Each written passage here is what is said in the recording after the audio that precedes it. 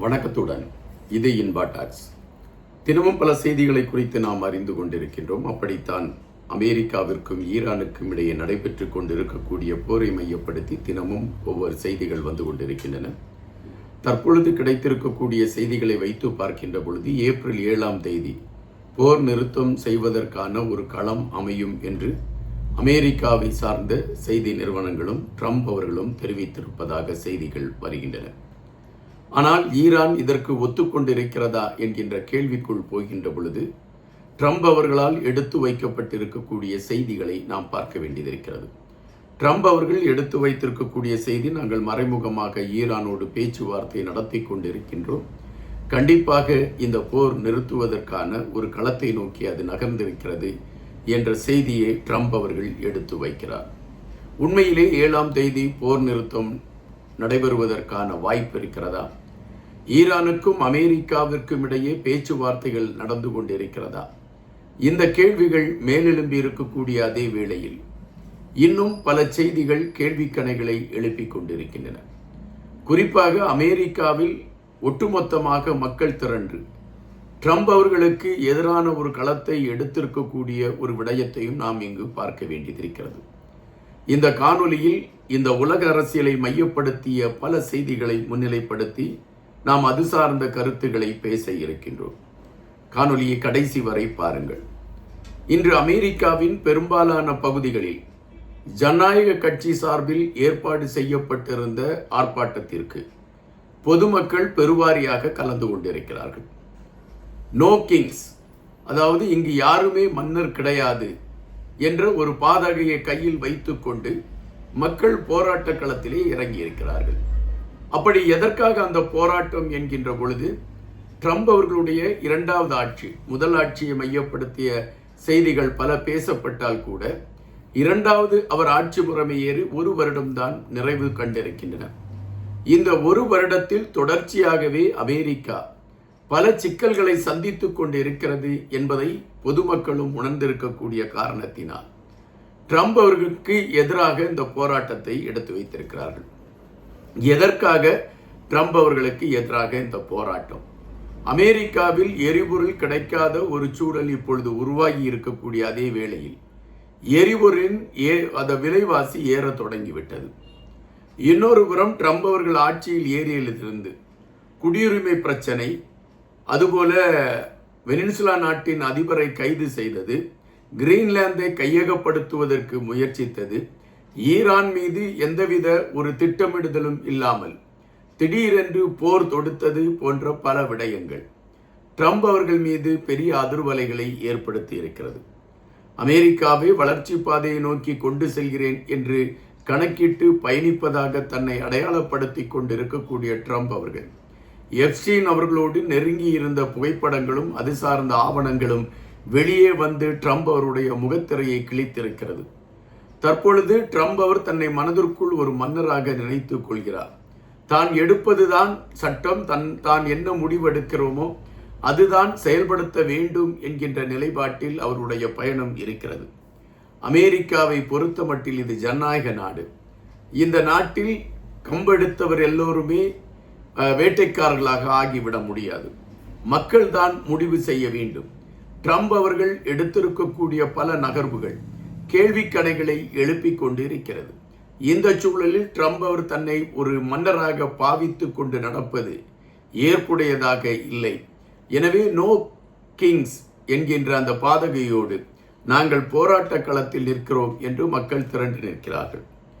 இது அமெரிக்காவின் பல பகுதிகளில் இந்த போராட்டம் இன்று நடைபெற்றிருக்கிறது. பெருவாரியான கூட்டம், இளைஞர்கள் திரண்டு வந்து ட்ரம்புக்கு எதிரான அந்த களத்தில் நிற்கக்கூடிய காட்சிகளை பார்க்க முடிகிறது. அப்படி என்றால் தற்பொழுது உள்ள சூழலில் ட்ரம்ப் அவர்களுக்கு அமெரிக்காவில் பெரும் எதிர்ப்பு கிளம்பிவிட்டது என்பதுதான் நிஜம். இந்த சூழலில் இதை திசை திருப்புவதற்காக ட்ரம்ப் அவர்கள் 7 போர் நிறுத்தம் வந்துவிடும் என்கின்ற புதிய செய்தியை பரப்ப தொடங்கி இருக்கிறாரா என்ற கேள்வியை பலர் எடுத்து வைக்கிறார்கள். இதுவரை நாங்கள் பேச்சுவார்த்தை நடத்தி கொண்டிருக்கிறோம், ஒரு இணக்கமான ஒரு உடன்பாடு எட்டிவிட்டது என்ற பல கதைகள் சொல்லப்பட்டால் கூட ஆனால் எதுவுமே நடைபெறவில்லை. ஈரானை பொறுத்த மட்டில் அவர்கள் தெளிவாக இருக்கிறார்கள். நாங்கள் எந்த சூழலிலும் நாங்கள் பின்வாங்க போவதில்லை, நாங்கள் யாருடன் பேச்சுவார்த்தை நடத்தவில்லை என்ற விடயத்தை எல்லாம் மையப்படுத்தி அவர்கள் செய்திகளை சொல்லிக் கொண்டு இருக்கின்றார்கள். ஆனால் ட்ரம்ப் அவர்கள் தொடர்ச்சியாக பேச்சுவார்த்தை நடைபெற்றுக் கொண்டிருக்கிறது என்கின்ற செய்தியை சொல்கின்றார். அப்படி பேச்சுவார்த்தை நடைபெற்றிருந்தால் அந்த பேச்சுவார்த்தை எங்கு நடைபெற்றுக் கொண்டிருக்கிறது, யார் யார் அதில் கலந்து கொண்டிருக்கிறார் என்கின்ற கேள்வி வருகின்றன. தற்பொழுது பாகிஸ்தானோடு இன்னொரு நாடும் இணைந்து ஈரானுக்கும் அமெரிக்காவிற்கும் இடையே பேச்சுவார்த்தை நடத்துவதற்கான ஒரு முயற்சிகளை எடுத்துக்கொண்டிருக்கிறது என்ற செய்திகள் வருகின்றன. பாகிஸ்தானை மையப்படுத்திய ஒரு பரபரப்பு செய்தியாக இந்த விடயம் மாறத் தொடங்கி இருக்கக்கூடிய ஒரு களங்களை நம்மால் பார்க்க முடிகின்றது. பாகிஸ்தானோடு இணைந்திருக்கக்கூடிய இன்னொரு நாடு அமெரிக்காவின் ஆதரவு நாடா என்ற கேள்வியும் எழும்பாமல் இல்லை. பாகிஸ்தானை பொறுத்தமட்டில் நாங்கள் பேச்சுவார்த்தைக்கான களங்களை எடுத்துக்கொண்டு பயணிக்கிறோம் என்ற செய்திகளை எடுத்து வைக்கிறார்கள். ஏப்ரல் மாதம் 7ஆம் தேதி போர் நின்றுவிடும் அறிவித்திருக்கக்கூடிய அமெரிக்கா தற்பொழுது சத்தமில்லாமல் கடல் படை வீரர்கள் 3500 மாலுமிகளோடு கடற்படை வீரர்களை USS துரியோகி என்கின்ற கப்பல் மூலம் அனுப்பி இருக்கக்கூடிய செய்திகள் வருகின்றன. இந்த கப்பல் போர் காலங்களில் பயன்படுத்தக்கூடிய கப்பல். இந்த கப்பலில் அதிநவீனமான தாக்குதலுக்கான ஏற்பாடுகள் இருக்கிறது.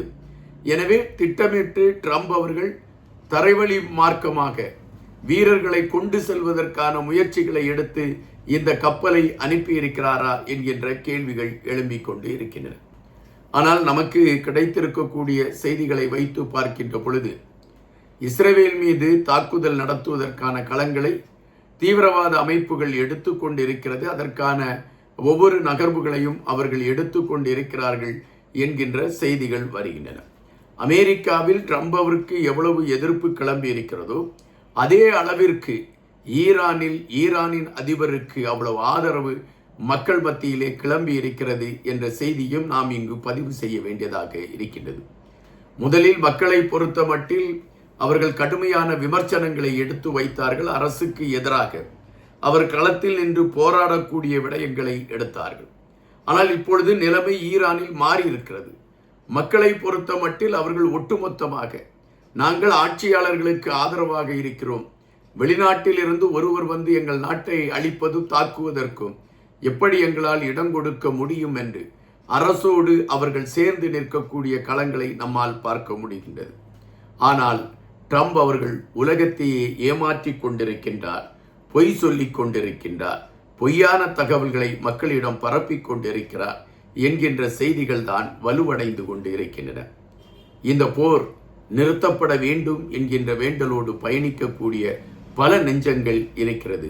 7ஆம் தேதி போர் நிறுத்தம் ஏற்பட்டுவிடும் என்கின்ற நம்பிக்கையும் அமெரிக்காவால் சொல்லப்பட்டு இருக்கக்கூடிய காரணத்தினால் நடைபெறுவதற்கான வாய்ப்பு இருக்கிறது என்று பலரும் நம்புகிறார்கள்.